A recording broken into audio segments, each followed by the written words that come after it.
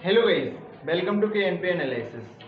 तो जो आज हम डिस्कस करने वाले हैं article number 14 of the Indian constitution discuss करने वाले हैं और आज लेक्चर नंबर 8 है। तो आर्टिकल नंबर 14 से पहले हम आर्टिकल 12, 13 ये सारे डिस्कस कर चुके हैं। अगर आपने लास्ट वीडियोस नहीं देखे तो उनको देख लीजिएगा क्योंकि ये सीरीज बैच में लगातार पॉलिटी में चल रहे हैं। ठीक है, तो जब भी हम आर्टिकल नंबर 14 की बात करते हैं तो आर्टिकल नंबर 14 हमको दो कंसेप्ट्स देता है। आर्टिकल नंबर 14 सबसे पहले बोलता क्या है, यानी कि इस अनुच्छेद में लिखा क्या है। तो आर्टिकल नंबर 14 एक बात कहता है कि जो स्टेट है यानी कि जो राज्य है, स्टेट है, वो shall not deny, shall not deny. एक चीज समझ लेना, ये जो शैल नॉट डिनाई यानी कि वो मना नहीं करेगा। ठीक है, वो ये नहीं होगा कि उसके जो अभी अगला कंसेप्ट आएगा उसके किसी अधिकार को छीने। तो the state shall not deny, और इसमें फिर दो कंसेप्ट्स दिए हुए हैं जो बहुत इंपॉर्टेंट है और जो आर्टिकल नंबर 14 का बेस बनाते हैं। पहली चीज तो ये इसमें equality, the state shall not deny equality before law, equality before law यानी कि कानून के समक्ष आपकी समानता। और इसी में दूसरा कंसेप्ट दिया हुआ है इक्वल प्रोटेक्शन ऑफ लॉज। दूसरा कंसेप्ट इसमें दिया हुआ है equal protection of law, equal protection of law, ये दूसरा कंसेप्ट दिया हुआ है। यानी कि आपको कानून का बचाव अलग अलग तरह के लोगों के लिए अलग अलग तरह के समझौतों से, लेजिस्लेशन से, लॉ से करना पड़ेगा। तो बात करते हैं कि ये इक्वलिटी बिफोर लॉ और इक्वल, ये आर्टिकल नंबर 14 में बस इतना ही दे रखा है। अगर कॉन्स्टिट्यूशन की बात करें तो उसमें इतना ही है, इससे ज्यादा कुछ नहीं है। लेकिन इक्वलिटी बिफोर लॉ और इक्वल प्रोटेक्शन ऑफ लॉ अपने आप में बहुत ज्यादा ब्रॉड टर्म है। तो आज हम इन्हीं ब्रॉड टर्म को डिस्कस करेंगे कि हालांकि ये कहते क्या है, इक्वलिटी बिफोर लॉ क्या कहता है और इक्वलिटी प्रोटेक्शन ऑफ लॉ क्या कहता है। बात करते हैं इन दोनों टर्म्स की। एक और चीज इससे पहले हम कुछ डिस्कस करें, आर्टिकल नंबर 14 जो है वो सिटीजन्स प्लस फॉरेनर दोनों के लिए एप्लीकेबल होता है। सिटीजन्स प्लस एलियंस दोनों के लिए ये एप्लीकेबल होता है। जबकि जो ऐसे कौन से आर्टिकल है जो खाली सिटीजन्स के लिए होते हैं, 15, 16, 19, 29, 30। सिटीजन्स के लिए कौन कौन से आर्टिकल होते हैं, 15, 16, 19, 29 और 30। ये 5 आर्टिकल ऐसे हैं जो केवल सिटीजन यानी कि भारत के नागरिक के लिए हैं। बाकी आर्टिकल जो है ये सिटीजन्स प्लस एलियंस के लिए हैं। यहाँ पर हमको एक और चीज देखनी पड़ेगी कि आर्टिकल नंबर 14 की जो मान्यता है वो with in the territory of India यानी कि भारत की सीमाएं जो हैं उस ही के अंतर्गत है। दूसरा एक और चीज, जब भी हम लॉ की बात करेंगे तो यहाँ पर आपके दो जो कॉन्सेप्ट्स हैं वो साथ रहेंगे। एक तो स्टेट यानी कि जो राज्य होता है, जो गवर्नमेंट होती है, जो आपकी पार्लियामेंट है, जो आपकी लेजिस्लेचर है वो, प्लस जुडिशियरी, प्लस जुडिशियरी, दो चीजें यहाँ पे हमको साथ देखने को मिलेंगी। एक और चीज बता दूं, जैसे ही मैंने लिखा था अभी आर्टिकल नंबर 14 की state shall not deny any person equality before law और इक्वल प्रोटेक्शन ऑफ लॉज, उसका मतलब क्या था। वहां पे जो पर्सन शब्द आया था उसमें भी मैं बता देता हूं क्या क्या इंक्लूड होता है। आप बताओ आपके हिसाब से पर्सन में क्या क्या इंक्लूड हुआ होगा। तो वहां पर जो पर्सन में इंक्लूड होता है आपके हिसाब से निश्चित रूप से दो चीजें तो मैंने बताई दी थी, सिटीजन प्लस फॉरेनर्स यानी कि एलियंस। इसके अलावा जितनी भी आपकी legal company, statutory body, legislative body, ये जो सारी चीज हैं ये भी आर्टिकल नंबर 14 में इंक्लूड होती हैं। यानी कि स्टैट्यूटरी बॉडी, इसका मतलब क्या होता है, स्टैट्यूटरी बॉडी का मतलब जो आपने किसी नए एक्ट के तहत बॉडी बनाई है। ठीक है, कॉन्स्टिट्यूशनल बॉडी का क्या मतलब होता है, जो कॉन्स्टिट्यूशन में लिखी हुई है वो कॉन्स्टिट्यूशनल बॉडी। जैसे कि इलेक्शन कमीशन आर्टिकल 3 to 4 में लिखा हुआ है ना, इलेक्शन कमीशन क्या हो गया हमारा, कॉन्स्टिट्यूशनल बॉडी हो गई। ठीक है, और फिर कुछ एक्स्ट्रा कॉन्स्टिट्यूशनल बॉडी होती है जैसे नीति आयोग वगैरह हो गया। तो ऐसे ही स्टैट्यूटरी बॉडी टाइप की कुछ बॉडीज होती हैं। ठीक है, तो ये था पर्सन में, यानी कि आप statutory body plus legislative body plus इन सभी टाइप की आप चीजें ऐड करेंगे। ठीक है, बात कर लेते हैं सबसे पहले फिर इक्वलिटी बिफोर लॉ की। दो कंसेप्ट जिक्र किए थे इक्वलिटी बिफोर लॉ और इक्वल प्रोटेक्शन ऑफ लॉ। तो हम पहले डिस्कस करते हैं इक्वलिटी बिफोर लॉ।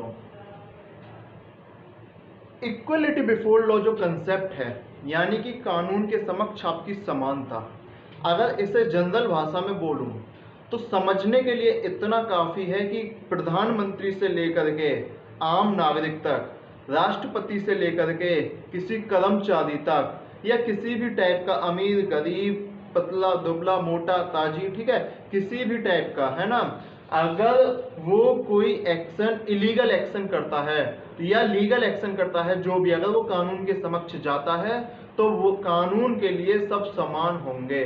कानून की एक हमने मूर्ति देखी होगी जिसे लेडी जस्टिस भी बोलते हैं, हाथ में तराजू लिए वाली, जो आंख पे पट्टी बंधी हुई है, हाथ में तराजू लिए हुए है। आंख पे पट्टी का मतलब यही है कि वो किसी के साथ डिस्क्रिमिनेशन यानी कि किसी के साथ भेदभाव नहीं करेंगे, क्योंकि उनको पता ही नहीं है सामने वाला कौन है।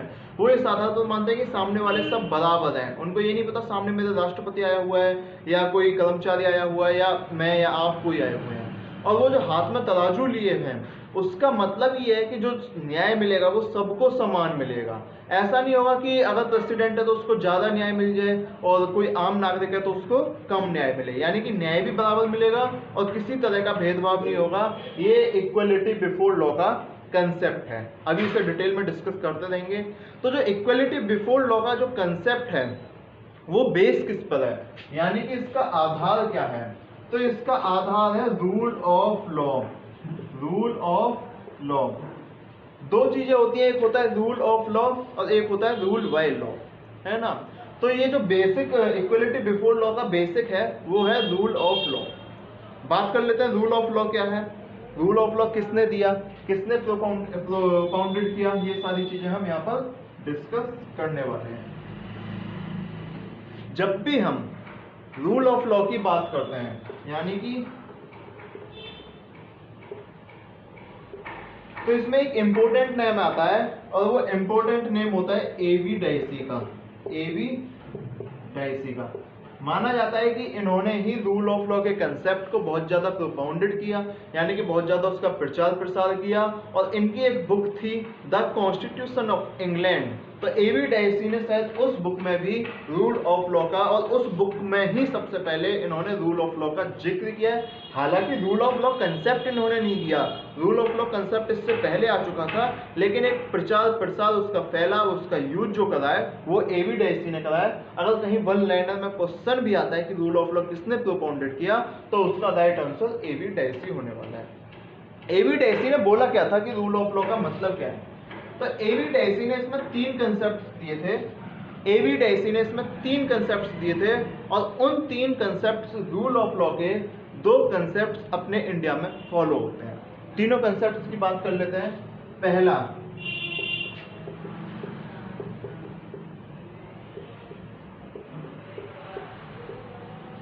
रूल ऑफ लॉ कहता है कि आपके पास आर्बिट्रेरी पावर, आर्बिट्रेरी पावर यानी कि ऑटोक्रेसी जिसे हम बोल देते हैं, ऐसी कोई पावर नहीं होगी कि जो आपकी गवर्नमेंट एकदम आपके प्रति अचानक से ले ले या उसकी जो मन मर्जी वो करे। गवर्नमेंट अपनी मन मर्जी के हिसाब से कुछ नहीं कर सकती, यानी कि स्टेट अपनी इच्छा अनुसार कुछ नहीं कर सकता, वो कोई भी आर्बिट्रेरी पावर यूज नहीं कर सकता। ऐसा नहीं है कि आपको आज आपने कुछ गवर्नमेंट के खिलाफ पॉजिटिव क्रिटिसिज्म कर दिया और उसके बाद भी वो आपको गिरफ्तार करके ले जाए, ऐसी arbitrary power rule of law में नहीं होती। यानी कि रूल ऑफ लॉ का पहला कंसेप्ट कहता है कि ये जो आर्बिट्रेरी पावर है, यानी कि जो अपनी इच्छा शक्ति वाली पावर है, ये रूल ऑफ लॉ में नहीं चलेगी, कानून के हिसाब से ही बात चलेगी। ये था रूल ऑफ लॉ का पहला कंसेप्ट। अब जो हम दूसरा कंसेप्ट पढ़ते हैं equality before the law,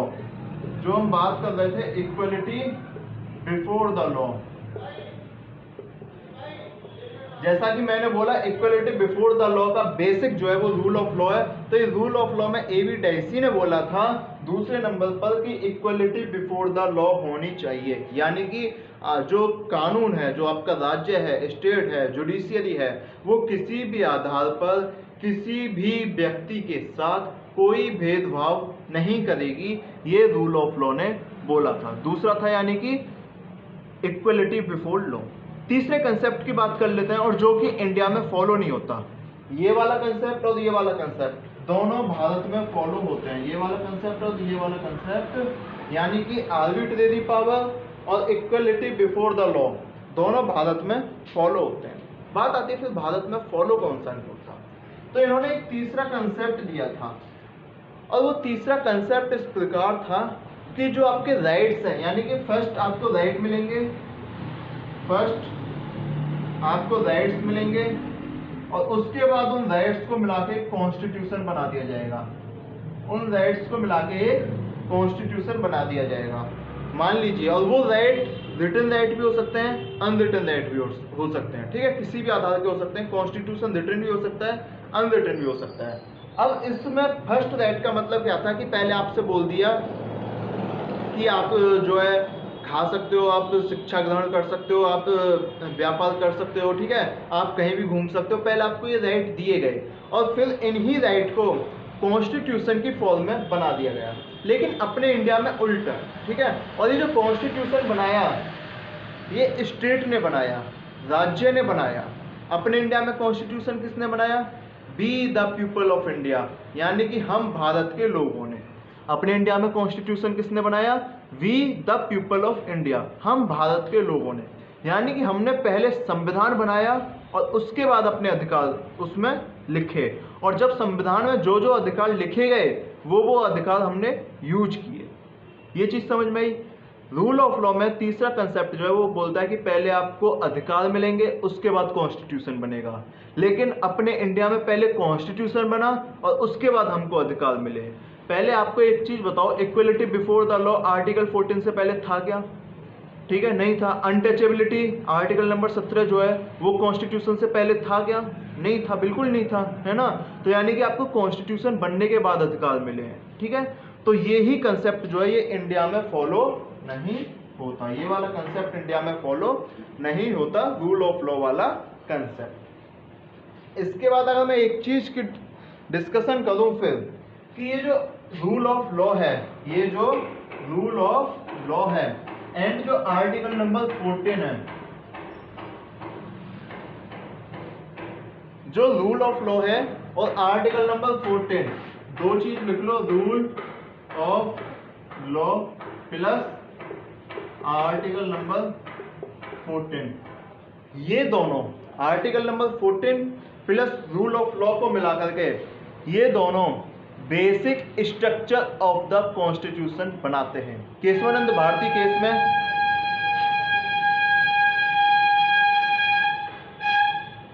Keshavananda Bharti case 1973 में हमने एक चीज पढ़ी थी कि basic structure of the constitution बनाना अनिवार्य है। तो उसी बेसिक स्ट्रक्चर ऑफ कॉन्स्टिट्यूशन में दो हिस्सा ये भी है, यानी कि रूल ऑफ लॉ भी बेसिक स्ट्रक्चर है हमारा, और आर्टिकल नंबर 14 भी basic structure of the constitution है। ये चीज समझ आई कि नहीं आई? Rule of law plus article number 14 क्या है? ये दोनों बेसिक स्ट्रक्चर। क्या है ये दोनों? Basic structure. थोड़ा सा एक और बात कर लेता हूं इससे पहले,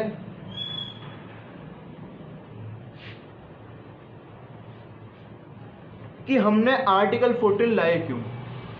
पॉलिटिकल डेमोक्रेसी में, राजनीतिक लोकतंत्र में हमको सोशल प्लस इकोनॉमिकल डेमोक्रेसी चाहिए, सामाजिक प्लस आर्थिक लोकतंत्र चाहिए, और इसीलिए आर्टिकल 14 का कंसेप्ट वहां पर एकदम सही और सटीक बैठता है। इक्वलिटी बिफोर लॉ पे आते हैं दोबारा। इक्वलिटी बिफोर लॉ,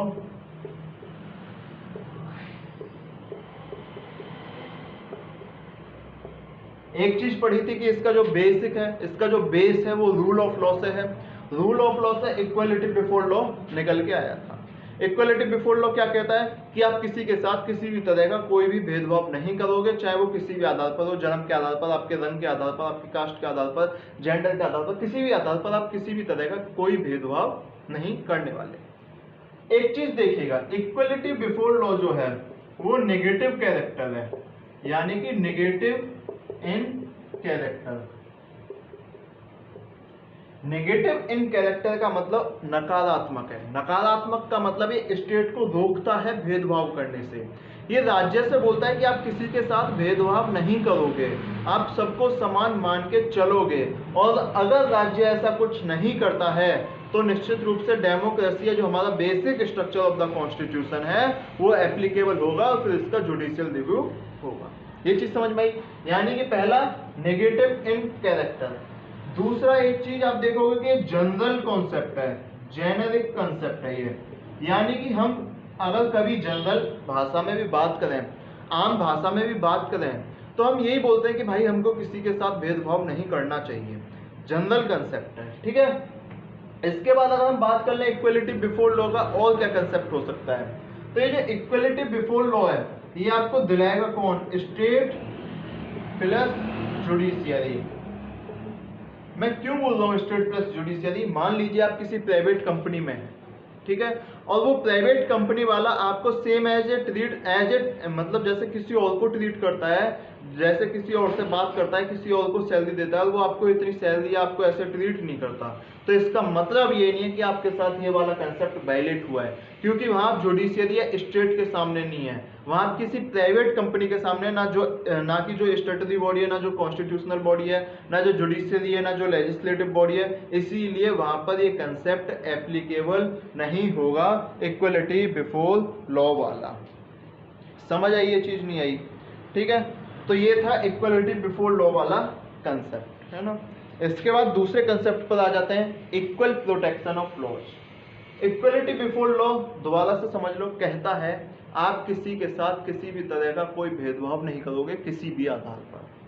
नेगेटिव इन कैरेक्टर है, यानी कि स्टेट को भेदभाव करने से रोकता है, राज्य को या जुडिशियरी को भेदभाव करने से रोकता है। जेनेरिक कॉन्सेप्ट है, जेनेरिक का मतलब हम जैसे जनरल आम भाषा में बात करते हैं ऐसा ही ये कंसेप्ट है।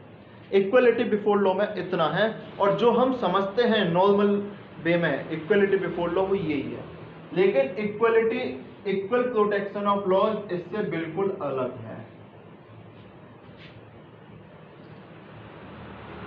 ये दोनों चीजें इक्वल प्रोटेक्शन ऑफ लॉज,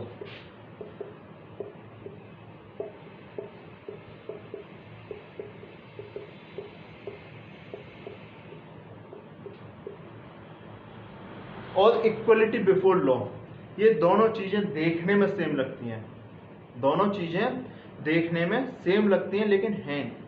फिर इक्वल प्रोटेक्शन ऑफ लॉ क्या है? इक्वल प्रोटेक्शन ऑफ लॉ क्या है? एग्जाम्पल से समझते हैं। एक एग्जाम्पल से, एक रेस है, ठीक है, और उस रेस में एक बंदा व्हील चेयर पे बैठा हुआ है और एक नॉर्मल है, आम इंसान। दोनों में से रेस कौन जीतेगा? दोनों में से रेस कौन जीतेगा?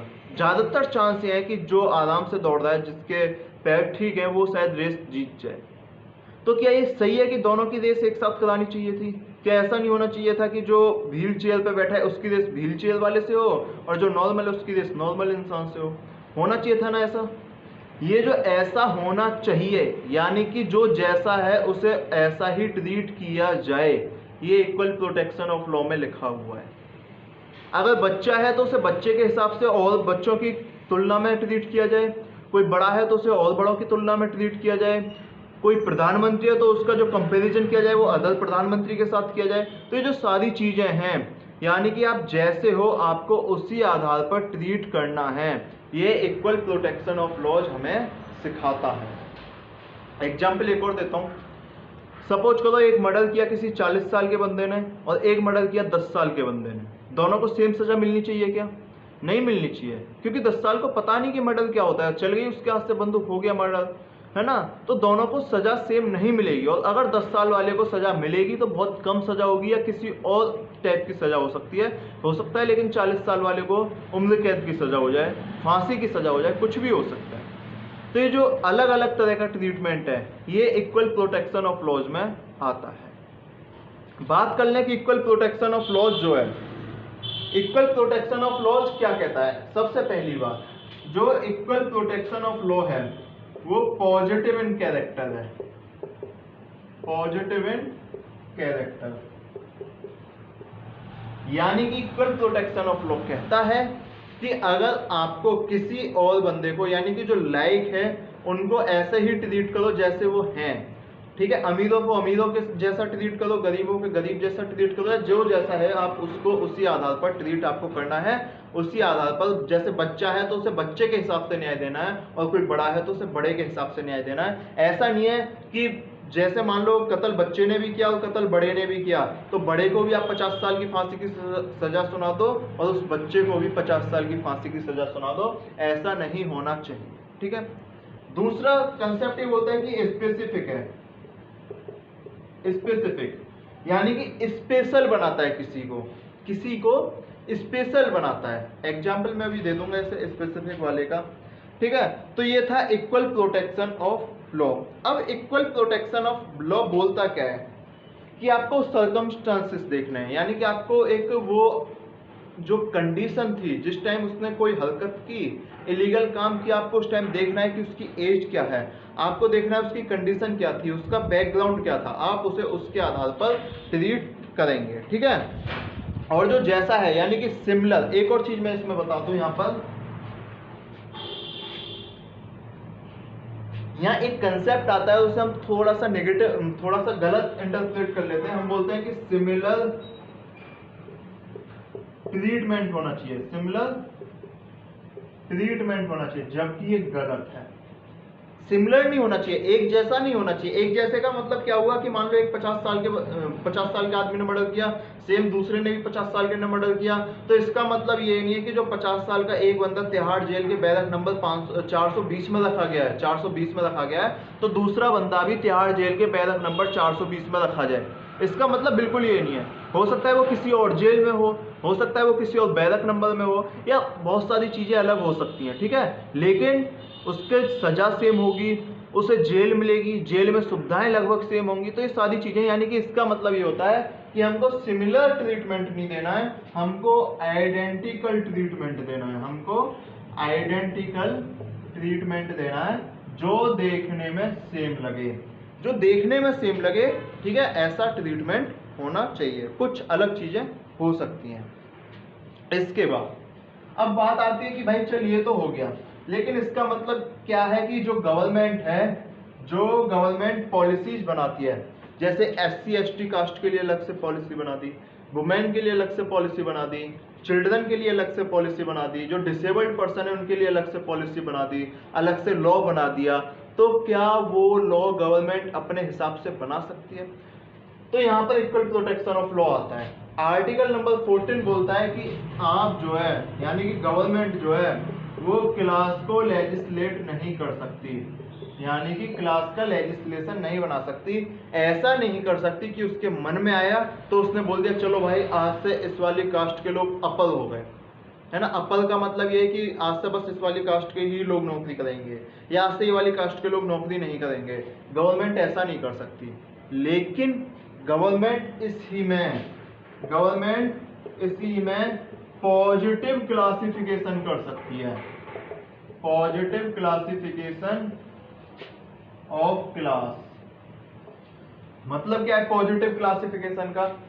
पॉजिटिव क्लासिफिकेशन का मतलब है कि अगर गवर्नमेंट को लगा कि किसी SC ST कम्युनिटी को, किसी वुमेन को उसके अधिकार नहीं मिल रहे, तो गवर्नमेंट उसके लिए अलग से लॉ बना सकती है, जो कि पॉजिटिव होना चाहिए, आर्बिट्रेरी नहीं होना चाहिए। बात आएगी गवर्नमेंट ऐसा करेगी कैसे, गवर्नमेंट ऐसे रूल बनाएगी कैसे, कैसे हमको पता पड़ेगा कि गवर्नमेंट सही जा रही है, गवर्नमेंट गलत जा रही है? तो सुप्रीम कोर्ट में एक केस गया और उस केस का नाम था state of Bombay versus FN Balsara, state of Bombay versus FN Balsara case.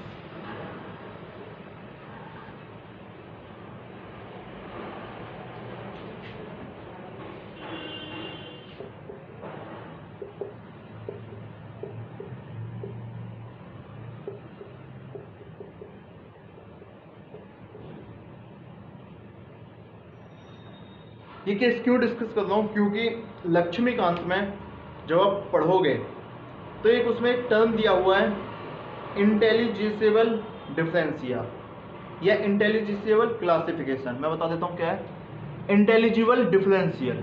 इसमें लक्ष्मीकांत में ये टर्म दिया हुआ है। इस टर्म कहाँ से आया इंटेलिजिबल डिफरेंशियल? ये है रूल ऑफ लॉ, जहाँ पे कंसेप्ट दिया है उससे दूसरी वाली लाइन में, यानी कि उससे ऊपर दूसरी लाइन में, ठीक है। रूल ऑफ लॉ के कंसेप्ट से ऊपर दूसरी लाइन में इंटेलिजिबल डिफरेंशियल, ये कंसेप्ट कहाँ से आया और इसका मतलब क्या है? इस मतलब को समझ लेते हैं कि इसका मतलब क्या है। तो state of Bombay versus FN बलसाना ने एक कंसेप्ट दिया और वो कंसेप्ट था इंटेलिजिबल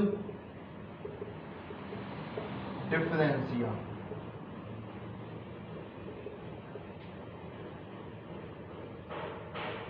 DD वासु में भी सेम चीज दे रखी है, उसमें थोड़ा सा और ब्रॉड वे में उसे भी हम डिस्कस कर लेंगे। तो इंटेलिजिबल डिफरेंशिया का मतलब ये था कि मान लो आपके यहाँ एक स्कूल है, ठीक है, और उस स्कूल में हमने एक प्रेप क्लास के बच्चे को टेस्ट दिया और एक 4th क्लास के बच्चे को टेस्ट दिया, ठीक है, और जो सिलेबस था वो 4th क्लास के बच्चे वाला था। अब जो हम प्रेप क्लास वाले बच्चे को टेस्ट दे रहे हैं, क्या वो उस 4th क्लास वाले टेस्ट को कर पाएगा? नहीं कर पाएगा, ऑफ कोर्स। तो क्या उसे वो टेस्ट देना सही था?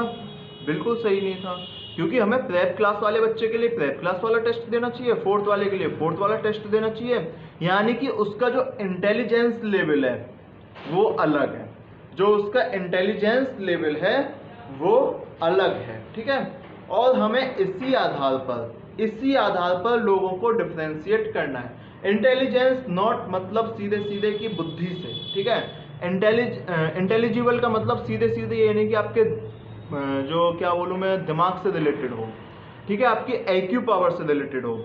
यहाँ इंटेलिजिबल का मतलब है कि आप जो क्लासिफिकेशन करें वो निश्चित रूप से एक पॉजिटिव कंसेप्ट हो, प्लस वो ऐसा लगे कि आपने किसी साइंटिफिक रिसर्च के आधार पर, किसी डाटा के आधार पर, जैसे मान लो आप बोल दो कि भाई SC/ST कम्युनिटी को आपको अपग्रेड करना है। क्यों अपग्रेड करना है? क्योंकि आप बोलोगे कि हमारे पास एक डाटा है और उसमें पता पड़ा है हमको कि SC/ST लोगों को नौकरी कम मिलती है, SC/ST लोगों के साथ अत्याचार ज़्यादा होता है, उनके साथ केसेस ज़्यादा है। तो यहाँ से आपको पता पड़ेगा ये है इंटेलिजिबल डिफरेंशिया, यानी कि पहले आपने डाटा पर रिसर्च की, उसके बाद से आपको पता पड़ा इस कम्युनिटी के साथ अत्याचार हो रहा है और उस कम्युनिटी को फिर आप अपग्रेड करने वाले हो। ये इक्वल प्रोटेक्शन ऑफ लॉज में आता है और जिसका पहला कंसेप्ट है इंटेलिजिबल डिफरेंशिया।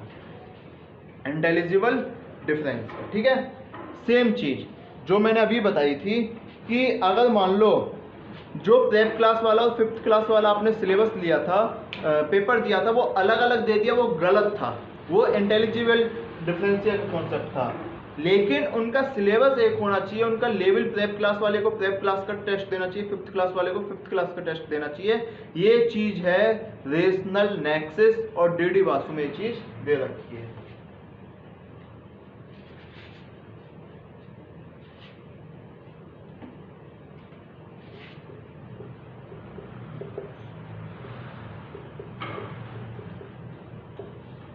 ये चीज क्या है? रेशनल नेक्सस, यानी कि जो जैसा है आप उसके लेवल से उससे बात करें, उसके लेवल के अनुसार उससे बात करें। ये रेशनल नेक्सस का कंसेप्ट हमको दिया हुआ था। इसके बाद फिर एक और थ्योरी आती है कि ओल्ड डॉक्ट्राइन और न्यू डॉक्ट्राइन। तो rational nexus plus intelligible differentia,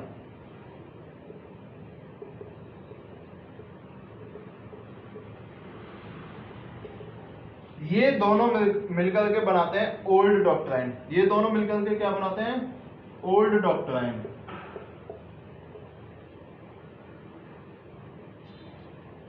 अगर मैं इसी में एक साथ चीज ऐड कर दूं, जो मैंने रीजन ऐड करे थे कि भाई आप डाटा करोगे, आप डाटा के आधार पर बताओगे ये चीजें हो रही हैं, तो उसमें अगर मैं रीजनेबलनेस ऐड कर दूं प्लस रीजन, यानी कि क्या कारण है कि आप उसे इक्वल प्रोटेक्शन ऑफ लॉज देना चाहते हैं, तो अगर मैं उसमें रीजन ऐड कर दूं तो एक कंसेप्ट हो जाएगा न्यू डॉक्ट्राइन का। ये कंसेप्ट हो जाएगा न्यू डॉक्ट्राइन का, ये कंसेप्ट हो जाएगा न्यू डॉक्ट्राइन का। ये सारी चीजें थी इक्वलिटी बिफोर लॉ में, इक्वल प्रोटेक्शन ऑफ लॉ में। इसके बाद आर्टिकल नंबर 14 में कुछ एक्सेप्शन दे रखे हैं, इसे एक बार रिवाइज कर लेते हैं। देखो, इक्वल प्रोटेक्शन ऑफ लॉ का मतलब होता है, इक्वलिटी बिफोर लॉ का मतलब है आप सबके साथ समान, जो कानून है वो सबके साथ समान व्यवहार करेगा, किसी के साथ कोई भेदभाव नहीं करेगा। ठीक है।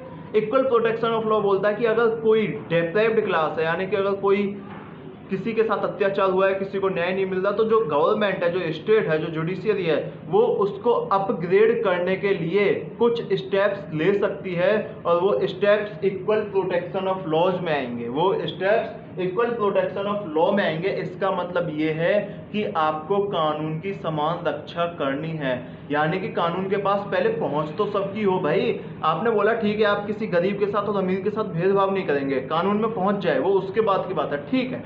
लेकिन वो जो गरीब बंदा है वो कानून तक पहुंचेगा कैसे? कैसे वो जुडिशियरी तक पहुंचेगा? उसके लिए अगर आपने कोई अलग से, जैसे मान लो उसकी ट्रांसपोर्ट सुविधा फ्री कर रखी है, हो सकता है आसानी से पहुंच जाए, तो वो जो ऐसी चीजें करनी है, कानून तक आपको उसे पहुंचाना है, वो इक्वल प्रोटेक्शन ऑफ लॉ में आता है। ये चीज समझ आई कि नहीं आई? ठीक है। ये इक्वल प्रोटेक्शन ऑफ लॉ है कि आप उसके इंटेलिजिबल डिफरेंशिया के आधार पर, रेशनल नेक्सस प्लस रीजनेबल के आधार पर आप उसे इक्वल प्रोटेक्शन ऑफ लॉ पर अधिकार देंगे। ठीक था। आर्टिकल 14 में दो कंसेप्ट थे, इक्वलिटी बिफोर लॉ, उसका मतलब सभी के साथ सेम व्यवहार, और इक्वल प्रोटेक्शन ऑफ लॉ का मतलब है जो डेप्राइव्ड है, ठीक है, जो शोषित वर्ग है, आप उसके साथ ऐसा व्यवहार करें कि वो अपग्रेड हो जाए और वो इस लेवल तक पहुंच जाए कि न्याय का दरवाजा खटखटा सके। ये जनरल भाषा में आप समझ लीजिएगा। ठीक है। बात करते हैं आर्टिकल नंबर 14 की। आर्टिकल नंबर 14 में हमने एक चीज पढ़ी है, इक्वलिटी। आर्टिकल 14 में हमने एक चीज पढ़ी है, इक्वलिटी। इक्वलिटी हमको प्रियम्बल यानी कि प्रस्तावना में भी दे रखी है। इक्वलिटी हमको प्रियम्बल या प्रस्तावना में भी दे रखी है। इसके बाद आर्टिकल 14 में हम कुछ एक्सेप्शन पढ़ते हैं, कुछ एक्सेप्शन पढ़ते हैं, यानी कि कुछ अपवाद पढ़ते हैं। कुछ अपवाद क्या क्या है? अपवाद का मतलब होता है कि वो इक्वलिटी किस किस पर लागू नहीं होगी। ठीक है। जैसे मैं बार बार राष्ट्रपति का एग्जाम्पल ले रहा था, तो राष्ट्रपति पर तो इक्वलिटी लागू होती ही नहीं, आपको ये चीज बोलनी चाहिए, है ना। प्रधानमंत्री पर इक्वलिटी लागू होती है, लेकिन राष्ट्रपति पर ये चीज नहीं होती। मैं बता देता हूँ कौन कौन से इसके एक्सेप्शन है। सबसे पहला, अगर प्रेसिडेंट प्लस गवर्नर, प्रेसिडेंट या गवर्नर यानी कि राष्ट्रपति या राज्यपाल अगर अपने ऑफिस में हैं, तो आप उनके खिलाफ कोई क्रिमिनल प्रोसीडिंग नहीं कर सकते, आप उनको अरेस्ट नहीं कर सकते। ठीक है। और उन्होंने अपने ऑफिस में जो काम किया है, आप उसके आधार पर केस नहीं कर सकते कि सर इन्होंने इस वाले ये बिल गलत था और इस पर साइन कर दिए, नहीं केस कर सकते आप राष्ट्रपति या राज्यपाल पर। इसके अलावा आप, अगर आपको राष्ट्रपति या राज्यपाल पर कोई सिविल मुकदमा चलाना भी है, कोई सिविल प्रोसीडिंग चलानी है, तो उसके लिए अगर वो अपने ऑफिस में हैं, तो उसके लिए पहले आपको 2 महीने का नोटिस देना होगा, और उसके बाद ही आप कुछ उन पर एक्शन ले सकते हैं।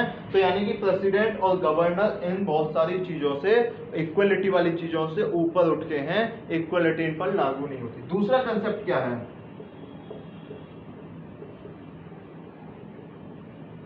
मान लीजिए आप एक पत्रकार हैं, आप एक टीवी चलाने वाले हैं, और आप संसद में गए, पार्लियामेंट में या किसी लेजिस्लेटिव असेंबली में चले गए, किसी विधानसभा में चले गए, और वहां आपने देखा कि मेरा मन कर रहा है कि ये जो आपस में नेता बोल रहे हैं, आपस में वार्तालाप कर रहे हैं, भाषणबाजी कर रहे हैं, इसको मैं रिकॉर्ड कर लूं, तो आप उस रिपोर्ट को रिकॉर्ड कर सकते हो और उसको लाइव दिखा सकते हो। या फिर अगर आप अखबार में जर्नलिस्ट हैं, तो आपको ट्रू रिपोर्ट छापनी होगी, यानी कि एकदम सच सच बातें छापनी होंगी, अपनी ओर से कुछ फेक नहीं लिखना होगा। अगर आप ऐसा करते हो तो भी आपके साथ ये नहीं हो सकता कि भाई हमारी इक्वलिटी खतरे में है। ठीक है। यानी कि जो ऐसे जर्नलिस्ट या जो ट्रू रिपोर्ट होती है, आप उसे छाप सकते हो। तीसरा कंसेप्ट क्या है इसमें एक्सेप्शन में? किसी एमपी या एमएलए ने अपने पार्लियामेंट में या विधानसभा में कुछ ऐसा बोल दिया जो उसे नहीं बोलना चाहिए था। ठीक है। कुछ अनकॉन्स्टिट्यूशनल टर्म बोल दिया, तो उसके ऊपर उसको फांसी की सजा या कोई भी सजा नहीं मिलने वाली। ठीक है। अगर वो पार्लियामेंट में ऐसा कुछ या लेजिस्लेटिव असेंबली में ऐसा कुछ बोलता है, तो उस पर आप केस नहीं कर सकते कि इसने पार्लियामेंट में ऐसा क्यों बोला या लेजिस्लेटिव असेंबली में ऐसा क्यों बोला। वहां पर उन्हें पूरी छूट मिली हुई है। अगर वो सेम चीज पार्लियामेंट से बाहर बोलता है, तो आप उस पर केस कर सकते हो। पार्लियामेंट में बोलता है केस नहीं कर सकते, पार्लियामेंट से बाहर बोलता है केस कर सकते हो। ठीक है। ये पार्लियामेंट की प्रिविलेज में भी आता है ना, पार्लियामेंट की ये प्रिविलेज में भी आता है। एक और चीज, जो आपके बाहर के फॉरेन डिप्लोमेट्स वगैरह आते हैं, ठीक है, आप उनके साथ भी इक्वलिटी का जो कंसेप्ट है वो अप्लाई नहीं होता है ना। हो सकता है आप वो कुछ और बोलें, वो बोलें कि हम भारत पर, मान लो ऐसा तो नहीं, भारत पर कब्जा किया है ना, कि भारत सही नहीं कर रहा, ऐसा हो सकता है कि भारत के खिलाफ कुछ बोल दें, तो आप उनके खिलाफ अपनी जुडिशियरी में एक्शन नहीं ले सकते। वो जो जिस स्टेट का फॉरेन डिप्लोमेट है उसी को एक्शन लेना होगा, आप नहीं एक्शन ले सकते। एक और कंसेप्ट है यहाँ पर, मजेदार कंसेप्ट है।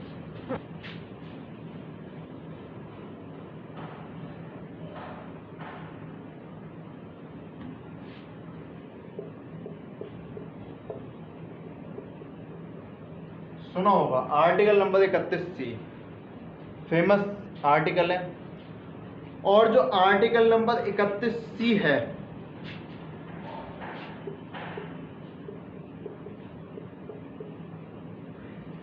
इसका आर्टिकल नंबर 14 से 36 का आंकड़ा, मतलब जहां आर्टिकल नंबर 31C लागू होगा वहां आर्टिकल नंबर 14 लागू नहीं होगा, और जहां आर्टिकल नंबर 14 लागू होगा वहां पर आर्टिकल नंबर 31C लागू नहीं होगा। आर्टिकल नंबर 31C क्या कहता है कि आप आर्टिकल नंबर 39 क्लॉज बी और 39 क्लॉज सी के आधार पर, जो कि हमारे DPSP में हैं, ठीक है, उनके आधार पर आप कोई नया लॉ बना सकते हो किसी के लिए, मान लो वुमेन के लिए आप कुछ कर सकते हो, ठीक है। ऐसे अगर आप कुछ काम कर रहे हो तो वो आर्टिकल नंबर 14 का वायलेशन नहीं माना जाएगा, वो आर्टिकल नंबर 14 का वायलेशन नहीं माना जाएगा, क्योंकि वो concept equal protection of laws में आ जाएगा। समझे इस चीज को? नहीं समझे? तो जहां जहां आर्टिकल 31, और सुप्रीम कोर्ट ने बोला है कि जब जब आर्टिकल 31C के आधार पर अगर आप अपना जजमेंट लेने जाओगे तो वहां पर आप आर्टिकल नंबर 14 की बात नहीं करोगे, और जब आर्टिकल नंबर 14 की बात करोगे तो आप आर्टिकल 31 क्लॉज C की बात नहीं करोगे। वन लाइनर के लिए इंपॉर्टेंट है कि आर्टिकल नंबर 14 का किससे बुरा आंकड़ा है या किसके वायलेशन में, अगर आर्टिकल 14 वायलेट नहीं हो तो भी कौन ऐसा आर्टिकल है जो, अगर 14 वायलेट हो तो भी कौन सा ऐसा आर्टिकल है जो आप जिसे फॉलो कर सकते हो, तो वो आर्टिकल नंबर 31C है। चीज समझ में आई? ये था आज का आर्टिकल नंबर 14 वाला कंसेप्ट। एक समझ कर लेते हैं हमने क्या क्या पढ़ा। आर्टिकल नंबर 14 में हमने पढ़ा कि स्टेट जो है वो shall not deny any person equality before law और इक्वल प्रोटेक्शन ऑफ लॉ, यानी कि हमने यहाँ से दो चीज पढ़ी थी। एक तो हमने यहाँ पढ़ी थी पर्सन की डेफिनेशन, पर्सन कौन कौन होते हैं पढ़ा था हमने, सिटीजन्स प्लस एलियंस दोनों के लिए है। एक चीज पढ़ी थी हमने equality before law, equality before law का मतलब है कि सबके लिए कानून समान है, चाहे प्रधानमंत्री हो, चाहे राष्ट्र, चाहे कोई गरीब हो। दूसरा हमने पढ़ा था equal protection of law. Equal protection of law का मतलब ये था कि अगर आप 5 साल के बच्चे से कुछ काम करवा रहे हैं तो उसे 5 साल के बच्चे की ही तरह ट्रीट करें, और अगर वही काम कोई 25 साल का बच्चा कर रहा है तो उसे 25 साल वालों की तरह ट्रीट करें। ऐसा ना हो कि 25 साल वाले और 5 वाले को आप मिक्स कर दें, जो अलग अलग है उसे आप अलग अलग ट्रीट करेंगे, जो सिमिलर है उसे आप सिमिलर ट्रीट करेंगे, लेकिन आइडेंटिकल ट्रीटमेंट देंगे। इक्वल प्रोटेक्शन ऑफ लॉ ये था। और अगर आप उनके लिए कोई नया कानून भी बनाते हैं तो वो अलग से होना चाहिए, रीजनेबल क्लासिफिकेशन पे होना चाहिए, और जो हमने पढ़ा इंटेलिजिबल डिफरेंशिया।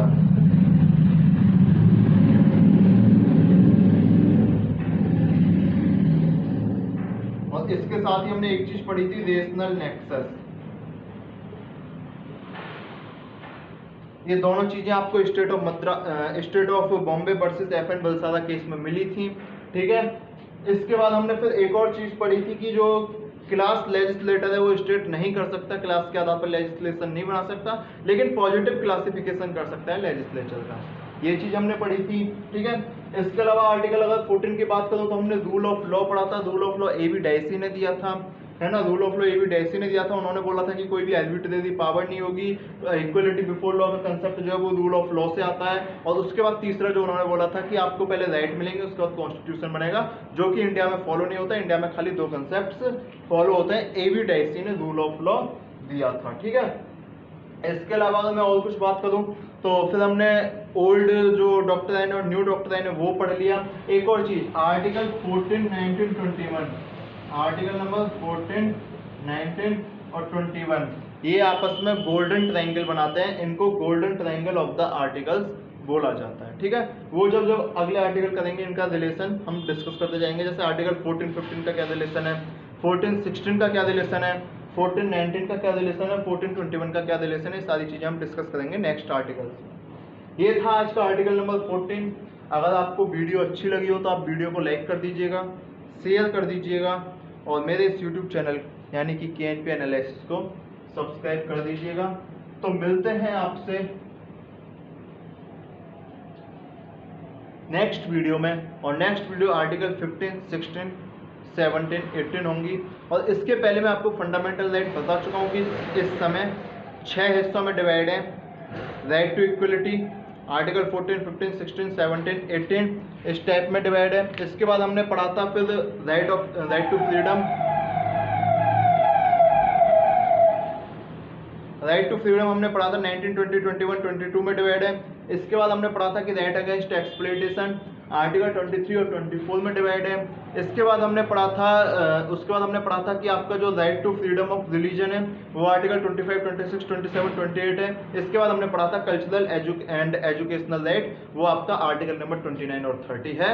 तो ये थे हमारे क्लासिफिकेशन फंडामेंटल राइट्स के, रिविजन हो चुका है। आर्टिकल 13 में हमने स्टेट की डेफिनेशन पढ़ी थी, आर्टिकल 13 में हमने लॉ की डेफिनेशन पढ़ी थी और आर्टिकल 12 में हमने स्टेट की डेफिनेशन पढ़ी थी। ये चीज़ें थी। और अगर आपने पिछली वीडियोस नहीं देखे तो उनको देख लीजिएगा।